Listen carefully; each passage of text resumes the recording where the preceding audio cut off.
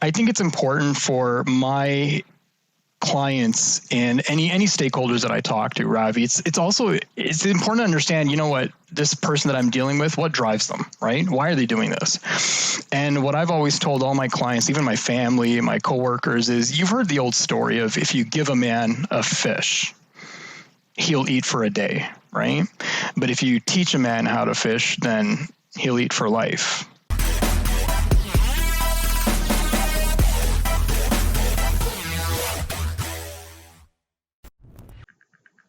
What's up, Sal? Welcome to the podcast. Hey, Ravi. Good afternoon. Thanks for having me. I feel like we've talked so much about this podcast. Now this is the first time we have to get you on here. We've only had like a few people from like large enterprises on this podcast, mostly because our guests are founders. They go out and start companies. But one of the things I enjoy talking to executives is that they see a different reality, right? Like they see, by the scope of your work, working with different clients, you get to see a lot of different industries, maybe across the various geographies. You get to learn across a wider basis. And oftentimes, the best founders are those who worked in a particular field industry, learned it inside out, and find a niche for themselves that they can, that it's obvious for them, not obvious for everyone else, and kind of Absolutely. jump in. So I want to talk to you about innovation and what you see, because you talk to a lot of companies through Ricoh and you work there. So can you jump us in? Can you talk about the nature of your work? Yeah, I guess I'll start with a brief blurb about myself. My name is Sal. Born and raised in Canada, lived all over the States and Canada. So my background, I think, kind of lends itself to where I ended up. I've been an artist since I was a child. I was kind of scribbling my inner Picasso on my parents' walls in a condo in LA back in the early 80s, getting plenty of trouble for it. And then I think kind of just growing up, I had this knack for just fixing technology. Whether it was the family TV, the radio, the fridge, the car, whatever. So I kind of fell into actually IT engineering initially, straight out of high school in the 90s, and I went to college for that. And I was working on Cisco routers, Microsoft servers way back in the late 90s. And then came back to Canada. That was in the States, by the way. And then came back to Canada in the early 2000s and just purely accident. I was working at Bell Canada and ended up in business development. So what I like to, when I talk to my clients, one of the things that in the past they've liked is, hey, Sal, we don't get any technical jargon from you. And it's by design. I'm kind of mindful of which audience I'm talking to. So here at Ricoh, what I do is I'm handling business development for Ontario and Quebec for startups, entrepreneurs, small and medium businesses. It includes several startups, I think, that you've kind of funneled my way, that you've mentioned, hey, Sal might be a great contact for you to talk to. And obviously, there's other startups that I've run across through other different venues as well. Ricoh itself, I think some of your older listeners might recall Ricoh in the print space. We do compete with Xerox and HP directly globally. But we've got lots of different exciting divisions, and one of the ones that I work in is Ricoh IT Services. So we're all about seeing what can we do to help drive more value out of your technology use or whatever your technology strategy is, Mr. Customer. So can you tell us a little about Ricoh? Because Ricoh is a multinational that does a lot of different things, known best for its printers. And this is the confusing part about when you explain about this, right? It's like these large behemoth companies have so many things going on. How would you describe a company like Ricoh to outsiders? Ricoh, I got to say, ever since I came to Ricoh, the one thing that I definitely noticed, Ravi, which I like, is definitely its culture. And it's very distinct from other North American companies that I've worked for. So I'll give you some insight.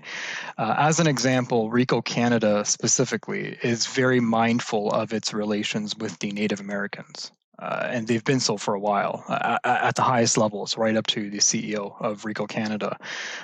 Their culture is just amazing. They genuinely, I believe, they focus on the people, the communities that they're operating in, those kinds of relationships. They're not purely focused on, hey, what are the quarterly numbers looking like? What are the annual numbers looking like, right? So that's one thing I love about Ricoh to start off with. But secondly, I would say it's a technology company, and they're focused on helping you, the customer, manage your data in a manner that is most efficient for your business. So that data could include, what we're known traditionally for is print, anything related to imaging and print. We do have a large division that manufactures, for example, camera lenses. Nikon and Canon are major customers of ours there. And in fact, I do talk to some startups who are a little bit older, perhaps, they're in their 40s and 50s. And when I talk to them, they're like, "Oh, Ricoh, don't you guys do camera lenses?" And I have to chuckle a little bit. And I'm like, "Well, we do that, yes. So we do print." And they're like, "Oh, yeah, I remember that too." And I'm like, "Here's all the other divisions that we do." To give you an example, in Europe, we have a division that does 3D metal printing at an industrial scale. We don't have that here in North America yet, unfortunately, but my counterparts over there in Ricoh, I mean, they're literally dealing with car manufacturers or other folks in heavy industries where metal 3D printing is a reality, and Ricoh is actually, putting out these huge machines that can actually produce pieces that can survive inside a combustion engine or inside a moving vehicle. So it's amazing. So yes, we have this IT services division as well. We have other divisions that do workflow management. So they're developing and putting solutions out there, electronic software applications that basically help drive, I'd say, a lot of the legacy fat out of businesses. And most of these businesses, yes, are kind of like older businesses, mature ones that have been established for a while. I think you and I, with a lot of the entrepreneurs and the startups that we speak to, these guys are digital natives, which is a good thing. I enjoy speaking to them. And one example that I've noticed is there was this company that I'm dealing with. They're in the cannabis space. And their vice president of investor relations, she's in her, I'd say, mid to late 30s. Okay. And I remember one day I was emailing her, and then I called her the next day, and I'm like, "Hey, did you actually get the email that I sent over, the proposal that you asked for?" And she's like, "No, I didn't, Sal." And I'm like, "Okay, I'm sorry. Do you want me to resend it?" She's like, No. She's like, "I don't check my email at all." And I'm like, "All right, what's the best?" And I was keeping a straight face. I'm like, "What's the best way to contact with you?" And she's like, "Well, don't you do text messaging? Just text me." And she said it so nonchalantly, like I was, her next door neighbor or perhaps a distant cousin or a friend. She's like, "Just text me," She's like, and then I paused a little bit, and she's like, "Sal, I mean, I'm sorry, it's 2021. I don't check my emails." She's just like that. And I mean, here at Ricoh and in my career, I've been used to kind of using email as a formal channel for communication. It's in writing. It's there's a paper trail. But she was like, "No, just text me. I'm good. Whatever you want to give me." So, and I went through a little bit. I'm like, "Okay, even if it's financial data, anything like that." She's like, yeah, just text me. She's like, "I'll respond to you right away. But I mean, if you email me, it's going to take me a day or two." And I can tell you there's other companies that I can think of right now as well. In fact, some of my counterparts here at Ricoh Canada in certain geographies around Canada, they tell me flat out, they're like, "Sal, when I talk to the same main decision makers at my client companies, they're like, I don't email them. I just send them a text message." So I think that's kind of, it's a generational difference, definitely, I've noticed. Some of the younger guys and girls out there in business, they grew up digital natives. They're texting all the time. So they're like, "Yep, I tell my business partners to text me as well." So getting back to the question, Ricoh is a very large company. I would say we're a technology company. Again, I work in the IT services division. It is a global division of Ricoh. So we have Ricoh IT Services Europe. It's in the States and Canada. It's in other geographies around the world as well. And it serves us well in case we have any large customers, enterprise customers that might be headquartered in the States or Europe, and they want, one company, one entity, one partner to take care of all of their branch and satellite locations wherever they may be located around the world. So we have that capacity and capability to bring that to the table. You just threw in so much in there. I'm just trying to break that down. So it's tough. So we talk about first Ricoh. Ricoh is a Japanese company, right? Like it's a multinational from Japan. And one of my insights into this is definitely the culture. Even me as an outsider dealing with you and people at Ricoh, notice a cultural difference immediately. First of all, you guys are so like on point with your emails. No matter like.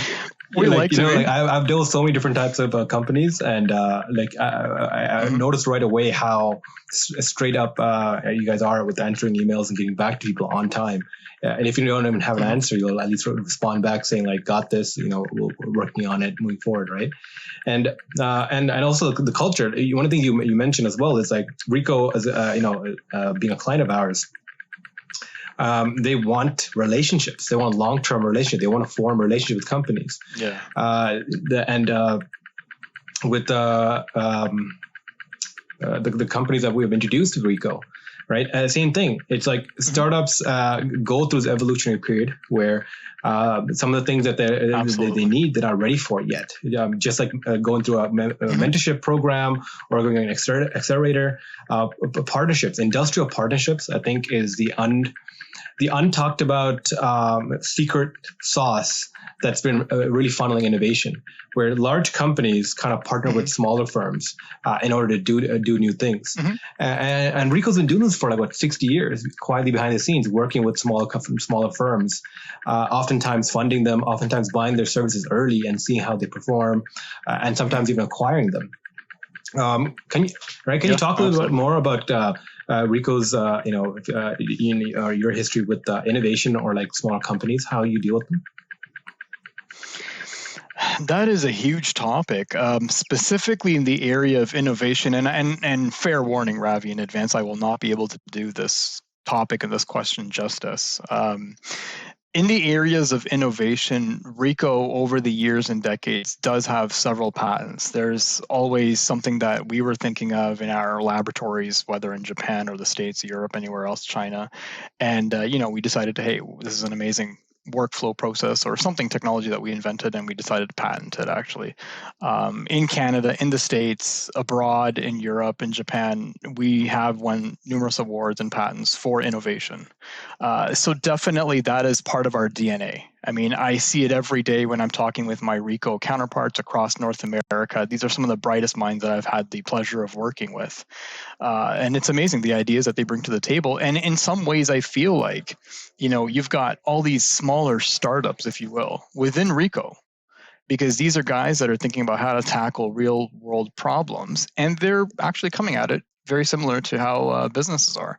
Another angle that I want to mention here is you had mentioned, Ricoh sometimes does acquire smaller businesses. Even where I work right now, Ricoh IT Services, and now within Canada, the way we grew is we had an IT services division for a long time. I'd say about probably, I'd say probably a decade and a half or more. But we were always looking out for other companies in the same space. And one of them was called Graycon. They were headquartered in Calgary. So our leadership knew theirs for a while and so on. And we decided to acquire them. I think it was back in, 2015. And of course, there was a couple of years of integration and merging them in. We have a lot of former Graycon team members still on our team here at Ricoh, and they've added a lot of value with the experience that they brought. But they started in, I think, the late 80s and 89 or so, and they were just a small startup back then, talking to companies and saying, look, here's what we do on the IT side of things, and we can do it for you. Here's what we're innovating in. And they kept growing, and eventually we decided it was a right fit for, Ricoh Canada to be specific, and we acquired them, and we've been in the process of kind of merging them into the company. Myself included, I've had the pleasure of working with a lot of startups, some, again, that you referred me to. I've worked at startups in the past as well, so I'm kind of familiar with the growth cycle, some of the pressures that they go through. And I use that experience to inform my conversations when I'm talking to other startups right now. Is I'm like, hey, look, this is what I see happening right now. This is what was happening 10 years ago. Here are some technological capabilities and new business innovations, for example, that are available now to you that weren't available to me, at least when I was working at a startup 10 years ago. So that kind of advice I love talking about, because my main goal is, I think it's important for my clients and any stakeholders that I talk to, Ravi. It's important to understand, what this person that I'm dealing with, what drives them, right? Why are they doing this? And what I've always told all my clients, even my family, my coworkers, is you've heard the old story of if you give a man a fish, he'll eat for a day, right? But if you teach a man how to fish, then he'll eat for life. So me personally, when I put my head down on the pillow at night, what I think about is, did I help someone out there who perhaps is not very tech savvy, right? Or maybe they don't have as much business acumen, perhaps, or maybe they don't have as much insight into a particular industry, whatever it may be. What did I do to help them today? with some kind of knowledge or experience or skill or some value that they can carry forward now for the rest of their professional or personal life, right? So how did that help them? So I do that all the time. I mean, I talk to startup founders, I talk to folks in administration or finance or operations who, IT sometimes scares them. Technology scares them sometimes. They hesitate talking about it because, and I get it, sometimes the fear is, hey, I don't want to sound like a really dumb person. I don't know what I'm talking about. I don't want to put my foot in my mouth. And I've been in that same seat before myself. And I take the time to talk to all business leaders, whether you're a startup founder or whether you're someone working in administrations, even the receptionist, I don't care, it doesn't matter. I take the time to explain to them, like, here's what the technology is. I break it down for them so it becomes something that's no longer scary. I'm like, here's how it works. Here's what it does. Here's what it doesn't do. Here's what your expectations should be with this piece of technology. And if you have any questions or concerns, feel free to give me a call back. That's how I typically end all my calls. It doesn't matter whether they're a client or not. Cool. So, I mean, part of this job, it seems like it's perfect for you because, you love technology and you love simplifying it. And you talked about a history of being there. So can you talk to us a little about a few projects you've done? Like, how has, what are things in Ricoh that can be utilized by startups? Like, how do the industrial partnerships work? Mm-hmm. Okay, well, I'll give you an example of one startup. They have their founders actually in Calgary and some in Montreal. This wasn't through you guys. It was another startup that I was working with. They're working in the energy sector. So they've got something amazing. I can't give it away, but it's something amazing that they really do in the space of solar panels, kind of driving better electricity usage from the solar panels and obviously helping consumers who install those panels kind of understand exactly what they're using, right? So they make an app as well that is downloaded on the phone. These guys, when I started talking to them, I was talking to one of their employees who was effectively, I'd say, their VP of finance. It was only, I think, 4 people at that time, the startup, 3 founders plus the finance executive. And they were uncertain about what to do for their own internal IT leadership. Do we hire, an IT director, an IT manager, or even a C-level CIO, CTO? Is that something that we should be looking at? Because these guys, they do have, I would say, fairly large expansion plans. I mean, they're located here in Canada, but they have plans to expand across North America, into Latin America, into South America over the next 2 or 3 years. During our initial conversations with them, I mean, it was under NDA, and they were comfortable sharing with us what their revenue forecasts were, for example. And they're like, we need to make sure that our technology can support this kind of business growth, right? So that's what our first aim is, to understand, Mr. Customer, what is your business focusing on over the next 2 to 3 years? Do you have an IT roadmap? If you don't have one, I mean, is it worthwhile for us to talk to and develop it with you? So this startup specifically, what we helped them with was actually getting them first and foremost into the cloud. We wanted them to be agile. We didn't want them to kind of be dragged or held down by any kind of legacy structures when it comes to IT, whether it's on-premise hardware and software or whether it's just old ways of doing things.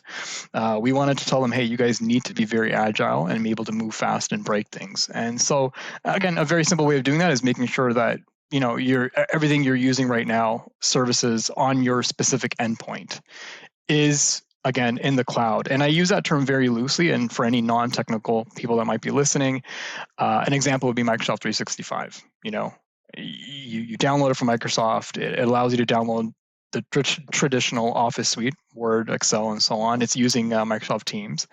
You've got things like OneDrive and SharePoint that are all built in, and they're all hosted on Microsoft servers or any other servers of its partners. You don't have to worry about setting up any kind of hardware in your specific office location, right?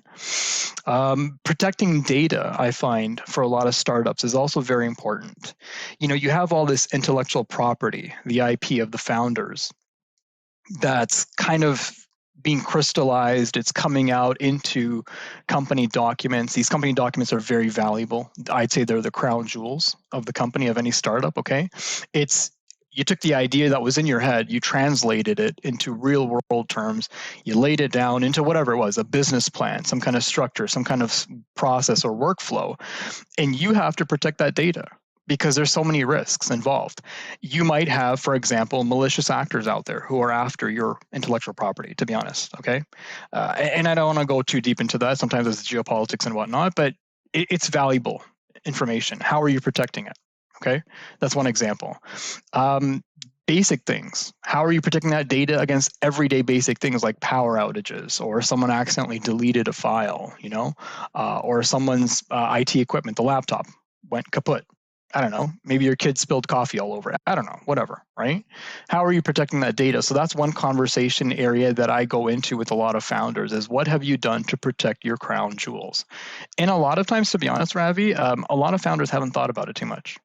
They're like, oh yeah, Sal, I got it on a USB key.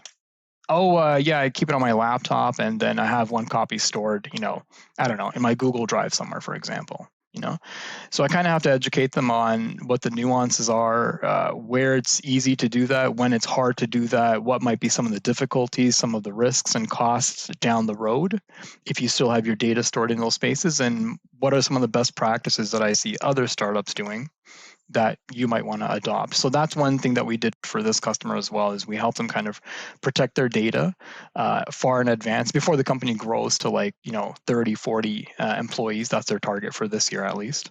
And other things like we have a huge procurement division as well. So you don't want to waste time with procuring IT assets for your employees. You want to have a partner that can get it done really quickly. Imaging, for example, make sure that all of your laptops that are being shipped out are imaged in advance the way you want your company having them imaged. So that means all of the applications, all of the security policies that are going on the laptop, for example, any kind of documentation that you already want on that laptop, it's there in advance. You're literally, the first day you have a new employee number 5 or employee number 50, they open their laptop, they type in their username and password, and away they go. They don't have to waste time calling IT and saying, hey, I don't have access to this resource, or this application hasn't been set up yet, actually. That's one thing. A third main area is, and I think you and I have spoken about this before, let's take, for example, you might have a startup that is working in the enterprise software space, okay? And in those cases, you've got experience in this, and so do I.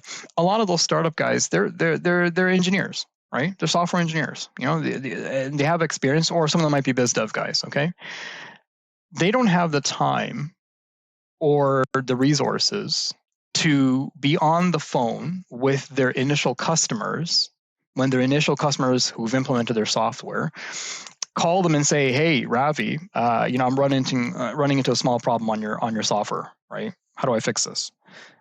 So that's one area that Ricoh comes in, is we have help desk services available that are available 24/7 to our customers in multiple languages. You can call them at, I don't know, Christmas at 2 a.m. and you will have a live human being picking up. And our help desk actually supports any software out there as long as it is currently supported by the actual vendor. It's still under warranty.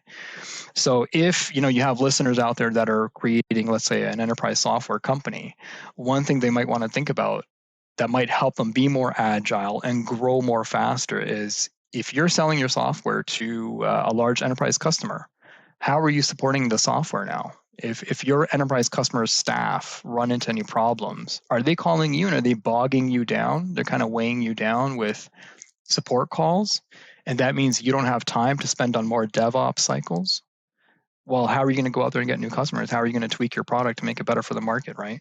So that's one area that I talk to startup founders about. I'm like, what can I do to help you guys scale faster? And if I see and I hear that they don't have the support piece in place, I raise red flags right away. I'm like, your business is at risk of actually collapsing, because you guys will find really quickly that after 1 or 2 large customers, you guys are going to get a ton of incoming calls saying, hey, I need support on the software that you sold me, right? So I'd say those are some of the major areas that we help with startups. But ultimately, Ravi, my focus is, hey, Mr. Customer, what is your business focused on, right? What can I do to help you to make sure that your technology strategy is aligned with your business? So that's really interesting, because that's a huge problem that a company is scaling face into. A lot of times, especially B2B SaaS companies, will sell a whale of a client, a great big client. We had this happen to a company we were working with last year, telling a telehealth solution to a school board. It was Okay. about I think about $300,000 in annual recurring revenue, and over a 4-year period. Great deal, right? But the problem was the Mm-hmm. people who bought it were not the actual users, and the users, and there's a huge Okay. problem in the uptake of Mm-hmm. transitioning over into that. And using the system, and their calls, I mean by calls, like the support ticket just shot up to the roof, and Mm-hmm. suddenly their developers were spending 60% of their time just answering support tickets, helping users not just onboard but get set up. Wow. And this is a highly scaling company, right? Going through rapid growth, trying to raise capital, just land a really good client, and there's more coming. Right? There's more out there. Mm-hmm. So Mm-hmm. how could they do that with the devs all focused on this one large client? And I was thinking about this problem, and Ricoh would have been a great solution for this company at that time, right? Like to come in, not even before they even come in, to have that kind of solution put up in place where, hey, we, this company, we have this great technology that can go out. If we sell it to a large enough client, they might even already be a client with Ricoh on the technical side. Can you handle the support and Mm-hmm. even the onboarding, right? Maybe not the onboarding, because that requires some specialized instances, but at least the technical support. That is a huge win for small companies, because after the client success side of sales is a deadly game. Especially if the client is a big whale with like a lot of stakeholders, with a lot of users Yeah. involved. Uh, So, I mean, I'm curious. I mean, you're telling me about this company that you're working with. So, when they were talking to their enterprise client, the school board, did the school board not ask and say, "Hey, if we buy this software package from you, how are you supporting it?" Did they not ask that question, as far as you know? no, they asked for the guarantee of support. Right, like, so Okay. that's in the contract, was like guaranteed support within this much time, Mm-hmm. right? So these want to be known that it's taken care of. They don't really care about what the support mechanism was, right? So when they were talking about that guaranteed support, and that's an example of something that we actually specialize in, because we work with SLAs, service Mm, level agreements, right? So we have actual written commitments that, hey, this is how fast the average time is going to be for us to pick up the phone call, respond, and address the problem. Did they have that in writing in discussion with their enterprise? And I know I'm going deep actually, but this is one of the things that I geek out on actually, is I want to know, did that enterprise client actually force the startup to commit to? I would imagine. Yeah. So this is during COVID times. So this school board needed a telehealth solution in order to remote work their health network staff, right? From their psychologists to their school nurses, all that kind of things. In order to close down about 256 schools, they needed the only point of entry that the schools had to the students to the health network was in person. So this solution was needed ASAP. So it's an expedited deal. I think in a regular instance, a buyer like a school board will go through a much more hectic process, like a much more much more thorough vetting process, and ask for things like that. But and during those times, like having a partner such as Ricoh would be helpful, and that's why we started our relationship working together, right? Where I'm like, okay, we talk to companies all the time. A lot of companies might experience, especially this particular pain point. How could we introduce them to you?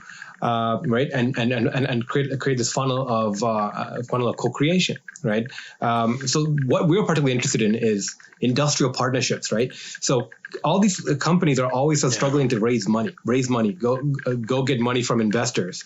But truly, like, there's a whole industry around monetizing on IP. If you have a great product, if you have a great service that you can deliver on, there are other channels that you can develop to actually monetize, rather than just trying to raise money to scale right off the bat.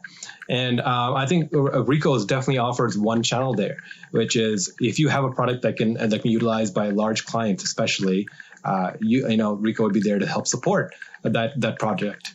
And I think that's very valuable. This raises a good point. You just reminded me. One of the challenges that I see, startups go through this challenge, but so do even some slightly larger companies. They're a little bit more established, mid-sizes.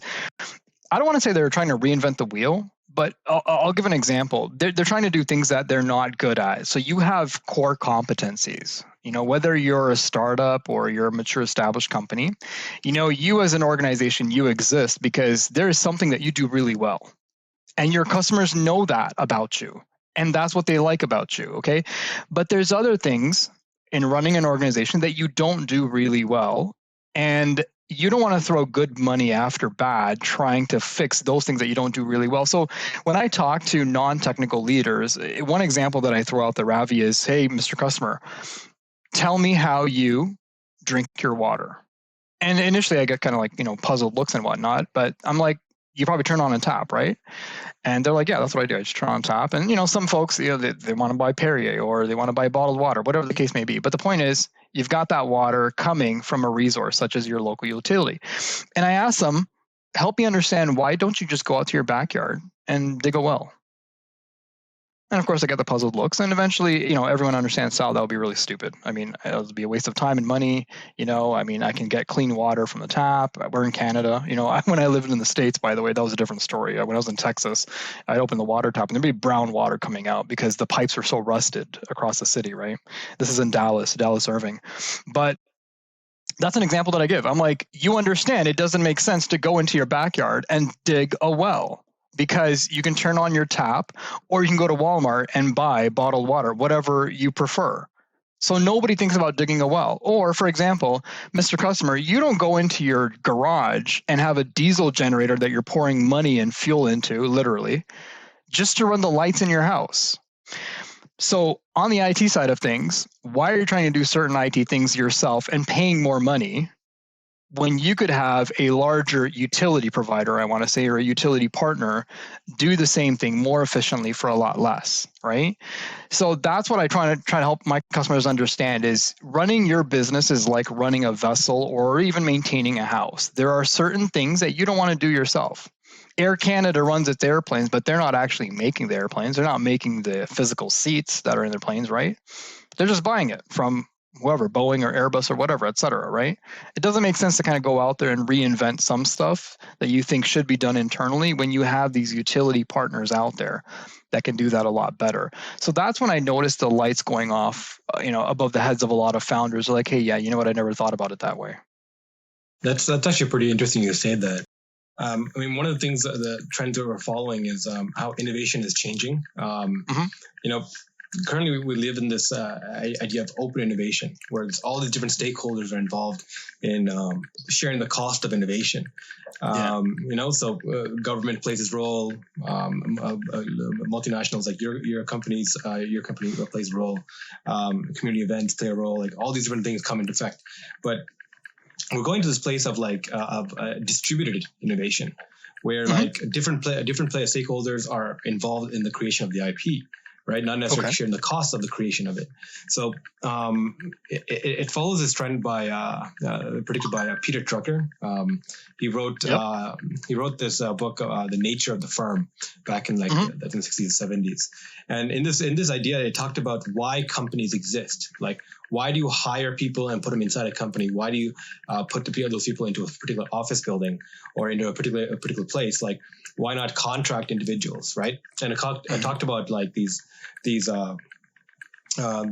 points of friction where it's easier to just hire people internally, and even if they're not working, you pay them 40 hours a week, even though people are only productive 8 hours of that week, right? Like, truly, that's true. Yeah. It's better to just pay them in those lump rounds and have them at need, because it's less risk for an organization. You can put them into your organization. You can work on your environment legally. Everything they do there is owned by you. There's a lot of protections you can have. It's a de-risk kind of a calculation.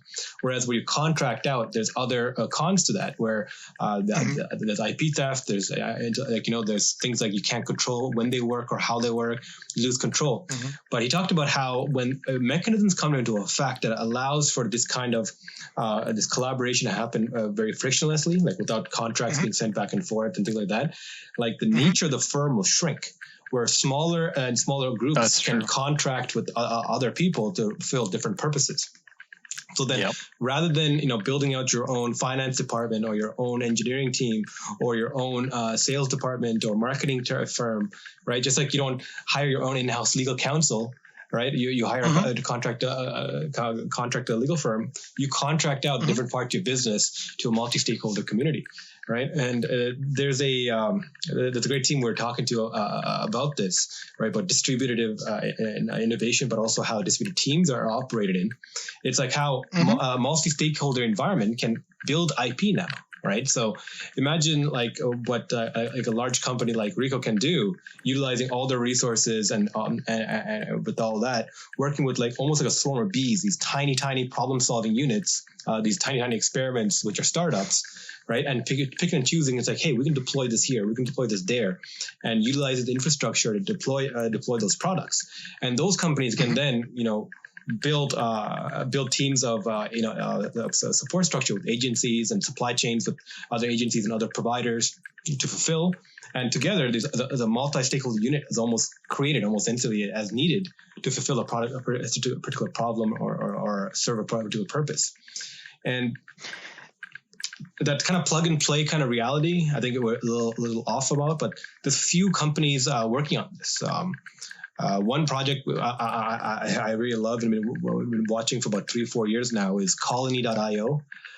It's a blockchain solution that allows companies like form and co-create instantaneously. That takes care of uses smart contracts instead of normal contracts. So it's like programmable contracts, allowing people to work across organizations easier.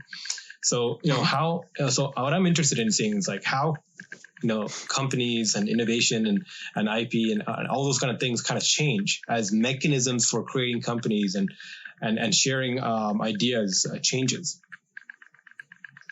Well, one of the things that Ricoh does to help facilitate that is you mentioned, sometimes there's different points of friction. And, in anything that you think about, and I'll use YouTube as an example, just as an easy example that I think a lot of people don't understand, is why is it that it's so easy to spend so many hours sometimes on YouTube?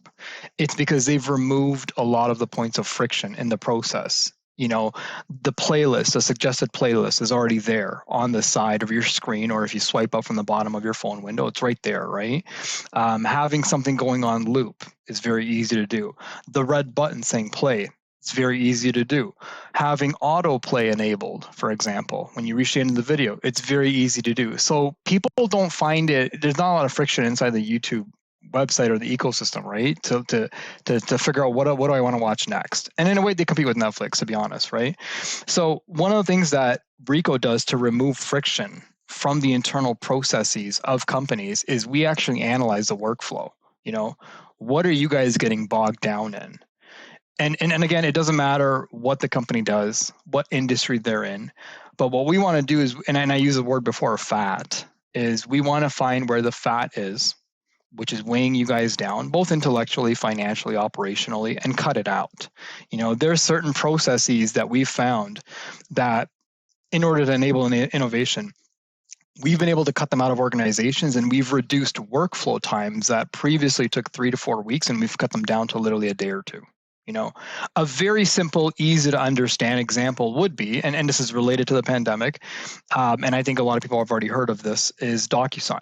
Okay, just the ability to sign, documents and contracts electronically.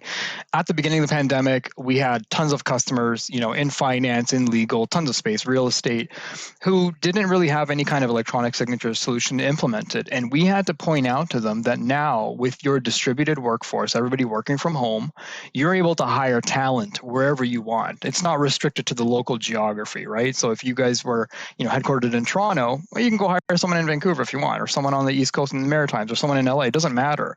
But how are you getting ideas across the company? How are you getting things signed? How are you getting contracts in front of your customers signed? You're not doing it the old way, where you're telling customers, hey, I'm going to email you this contract, print it out, sign it.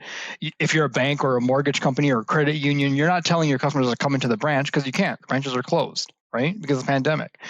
So that's an example of innovation that we helped, where formerly a process might have taken 2 to 3 weeks.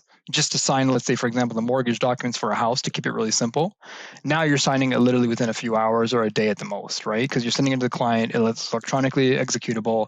The electronic signature does stand up in a court if need be. It's traceable, it's trackable, and so on. And it leaves the company a lot more time and resources to devote. Hey, what can we do to help our community, or sorry, our company grow to where it should be beyond the pandemic? So now what I've found is it's what I would say is Ricoh helps you get that breathing space, right? We point out that, hey, here's where there is certain friction. We can remove some of that friction, and now you'll find there's a lot of breathing space for you to sit back and think about, hey, what could my company be doing next? Right? The pandemic has caused a lot of people to innovate really quickly. I love using the example of ghost kitchens. These are restaurants that they're struggling. They're like, oh my God, we're always used to having foot traffic coming in the door. And now they're like, we're completely shut down. We can't get foot traffic in here. So they're like, you know what? I'm going to partner with folks like Uber, Skip the Dishes, whatever, and just get my food out the door really quickly, have the kitchen going 24/7, different rotational shifts. And there are some customers out there in the restaurant space that are actually doing fairly well now, even though they have zero foot traffic. Yeah, the radical changes that COVID's brought upon us, right? Like there's a lot of shifts. Oh gosh, there's tons. And that's one of the things that I love doing just by myself is sitting down with customers, again, across industries. I love kind of disseminating and helping them understand, hey, here's what someone in the same industry in another city or in another province is doing. Okay. I don't take names, obviously, but I tell them, I'm like, look, this customer works in this space that's similar to yours. Here's what they did to kind of recoup that lost revenue because they couldn't have the physical foot traffic, for example. Why don't you try something similar? And a lot of times, I find entrepreneurs, small business owners, medium business owners, they just never thought about it before. And the reason why is, again, because you never had a situation like the pandemic forcing everybody to sit at home. So I like taking a look at the silver lining in a cloud. Pandemic, obviously, this COVID-19 problem is a huge cloud. The external economic environment, Ravi, has impacted all companies, even Ricoh, right? We've lost a lot of revenue. Think about it. We make printers. You got to be in the office to use that big fat printer, right? And if you're not in the office, we had situations where customers were calling us at the beginning of the pandemic saying, hey, Sal, listen, I'm just not using this printer anymore, and I don't know when I'm going to be able to back in the office. Can you guys do something about the lease that we're paying everything on a monthly or on a quarterly basis? We had lots of those calls. Bless you, Gesundheit. So that I love that. I love the pandemic has kind of driven a lot of those new conversations, again, whether with startups or not. And I'm like, hey, everything has changed. How do you pivot and adapt to this new scenario, which parts of it might be with us for the foreseeable future? Work from home, for example. Yeah. So how's that working for like a company like Ricoh? Like, are you guys going to be working from home indefinitely now? Are you? Oh my God. So I'm in business development. What is it now? We're in the month of June. I've been working from my home office since March of last year, nonstop. We've adapted by hosting all of our customer meetings 100% remotely. Okay. Through Microsoft Teams. That's our preferred method. All of our contracts are signed often digitally as well. So, I mean, in Canada, I think we are one of the largest implementers of, for example, Docusign, right? That's definitely increased our agility, and we found customers have responded favorably. We're not seeing customers saying, Sal, I got to see you in my office like it was in the old days. People have adapted, and this new method of communication, I don't want to say it's new because people have been doing video conferencing for a long time, obviously, back in the days of WebEx or Skype or whatnot, GoToMeetings and so on. But people have adapted to doing it on a broader basis. People that weren't tech savvy, they're much more comfortable now getting on a Zoom call, playing around with it, getting on a Teams call, whatever the case may be, and getting business done, moving forward. So for me, it's helped me immensely because now I have a lot more time to have real business conversations with more customers, conversations that matter. I'm not stuck on the 401 on the highway. I'm not stuck on the DVP. That's probably the biggest benefit for me. And that benefit is extended now to clients, Ravi, if I'm not stuck on the 401, if I'm not stuck on highway, Toronto's traffic is notorious for being crazy. It drives some people to kind of want to go home and never step foot on the highway again. that's time now that I get to spend with other customers talking about their business problems, right? That is also, and not to neglect my family, my wife and my two daughters, I get to spend more time with them as well, actually. So I think I love it, sure, I don't like the fact that I don't get to see my coworkers, my colleagues. If we're talking about innovation and ideas, I have to admit that if I'm sitting in a room at the office with 4 or 5 other people, the ideas flow a lot more organically and a lot faster, for sure. That face-to-face interaction matters. It matters to me. And I find that, I've thought about it a lot. What I was doing 15, 20 years ago when I was working at other companies like Bell, for example, definitely when you're sitting in a room with other folks, there's so many more forms of communication that don't necessarily translate very well on things like Zoom or Teams. You don't always get to see someone kind of, let's say, kicking their feet. They're thinking about an idea, right? And then all of a sudden they stop kicking their feet and something just went off in their head. If you're sitting in the room with them, you're like, Ravi, what are you thinking about? I notice that shift in your body language. But if you're on Teams, and let's just say for the sake of argument, and I'm not making fun of the ladies here, but it does happen. A lot of my female coworkers don't like turning on the camera because they're like, hey, my hair isn't done. I don't have my makeup on. I'm like, the guys, we tease them all the time. We're like, okay, whatever. But I'm a guy. I flip on the camera. I'm like, whatever, okay. But if you have your camera off, you are, and I'm not saying this is necessarily a bad thing, but you're depriving me of a form of communication. I can't see your face. I can't see your facial expressions. I can't see your body language, your hand gestures, right? That's an important form of communication. So that's probably the biggest thing that I miss, working in person with my coworkers, is I can't see them in the office. And I got to either be on a call with them, audio only, or at most, a video. But other than that, it's given me a lot of time to spend much more valuable, to have much more valuable conversations with the businesses that I support and help them get through the pandemic and learn to innovate, work their way through this problem of the COVID-19 lockdown.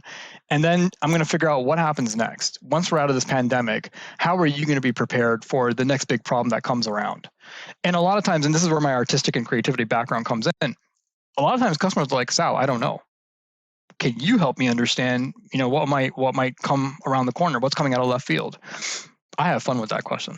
I put out the most harebrained ideas ever.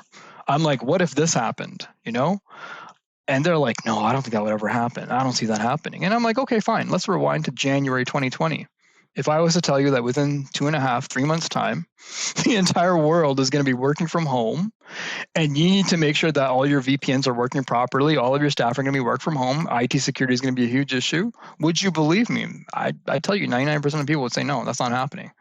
I don't see a worldwide virus forcing everybody to stay home. And yet 2.5 months later, there we were.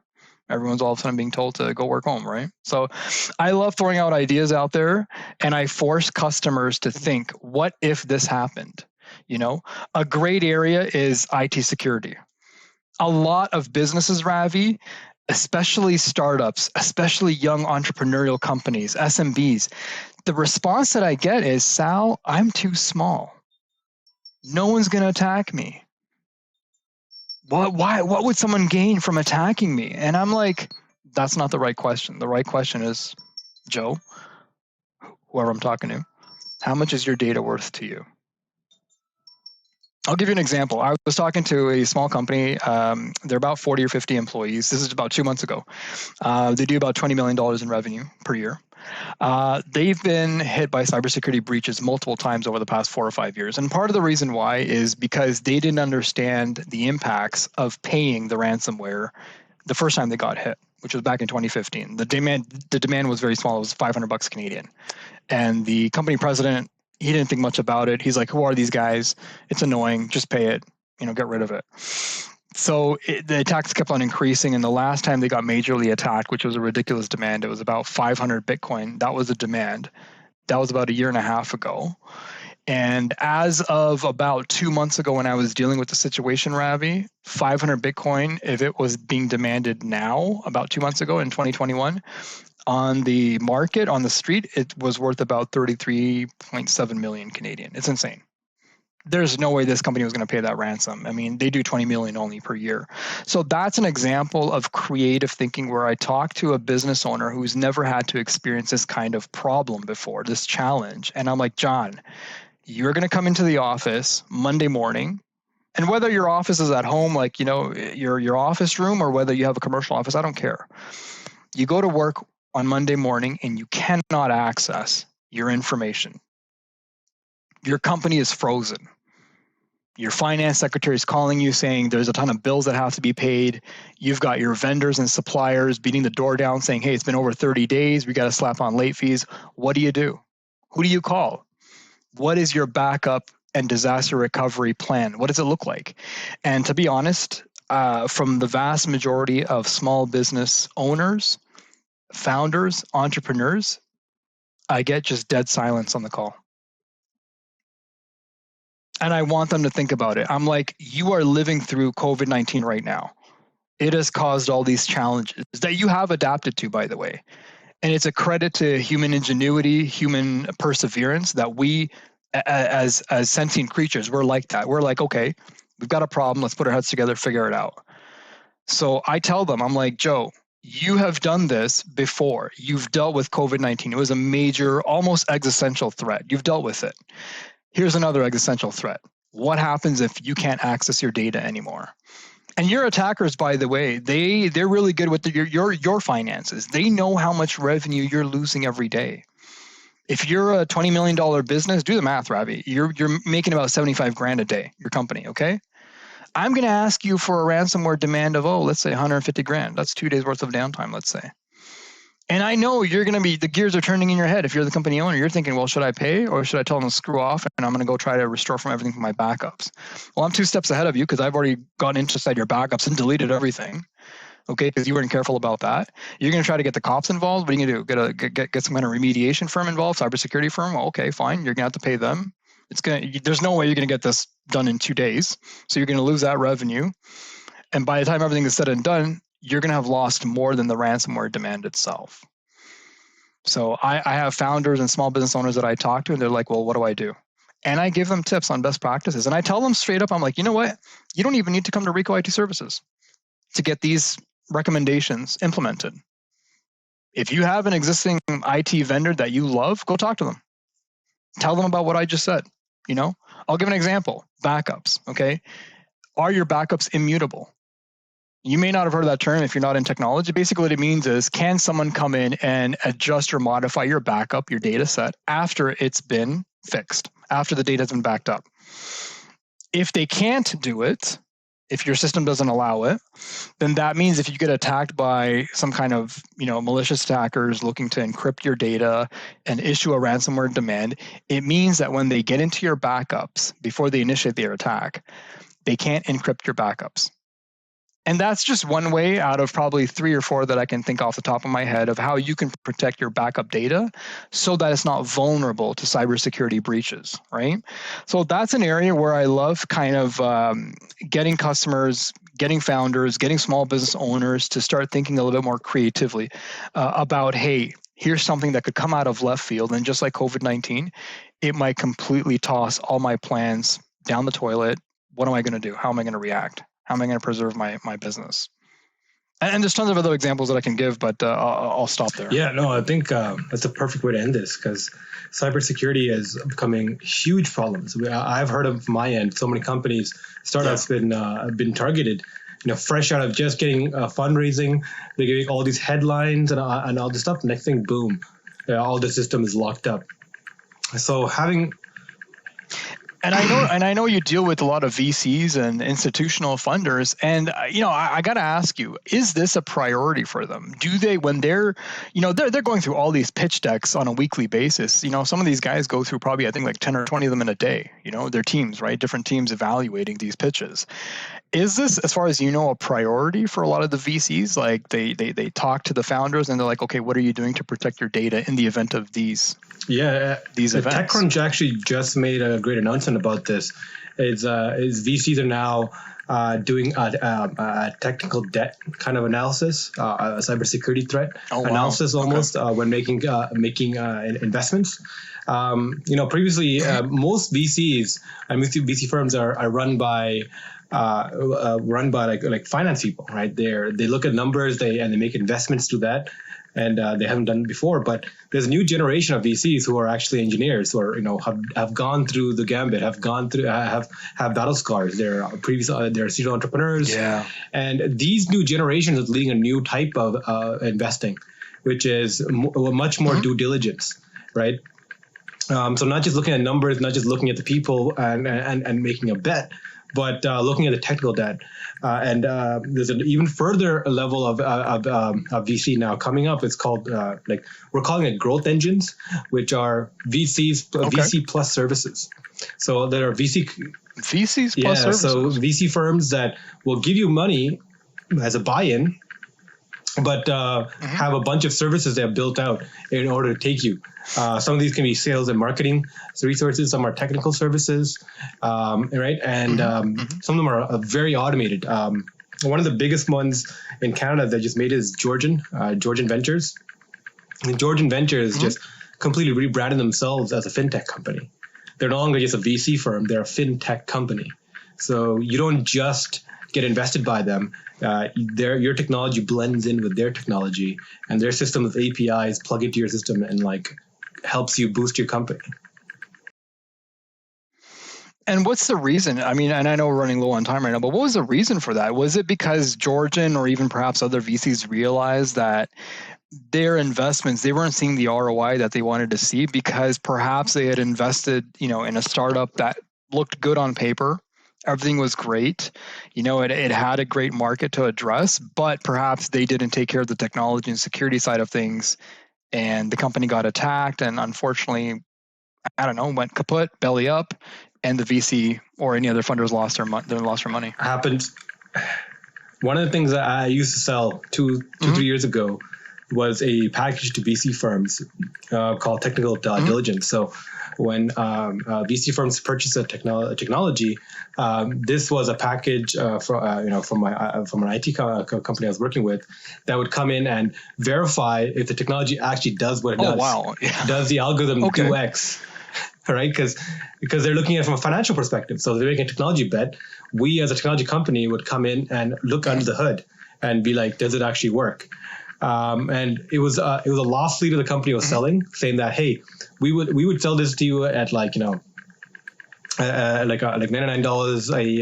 an hour kind of fee rather than $399 an hour, like the going market rate for this was, because by getting underneath the hood and seeing these companies, we can then sell technology services to them, saying, hey, you just got your Series A level funded. This is your technical debt. We can help you improve by this much. Wow, so that was your strategy. So they were using VC firms. Yeah, so VC firms are the strategy to come in because the VC firms just wanted somebody to go in and check mark as to give a technical reports so they can tell their the LPs, hey, yeah, we checked into it. The technology does work. All this stuff, right? The report here on it. And in turn, we get to look under the hood. And it sold. I mean, we had like 500 $100 million VC firms. Wow. One $200 million VC firm who bought into this, and it was surprising how much the feedback was, and how many times they used the service. Right? There's a big need for this. So 100%, there was more of a need for money to be not just money, but to be smart money. Right. So previously, it used to be that angel investors coming very early on to a company would come in and strategically work with the company. Now, Georgian Ventures is a growth fund. I mean, they do series like C, Series B, and later.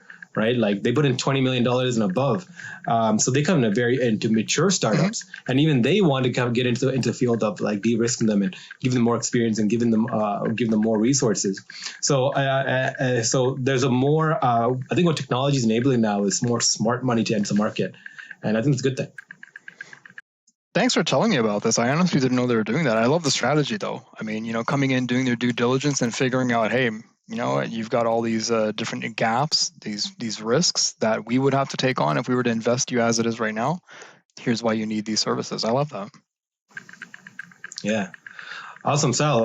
This has been great. We'll wrap this up. I hope we'll do another episode in the future. We'd love to bring guests back every 6 months. I would love to. Honestly, I have so many different startups and small businesses that I currently work with right now that I would love to talk about, but we'd be sitting here for 10 hours actually. So definitely, I look forward to having this same discussion perhaps in the future. Awesome. Sal, thanks for your time, man. All right. Thank you so much, Ravi, for having See me. everyone. Take care. Bye-bye.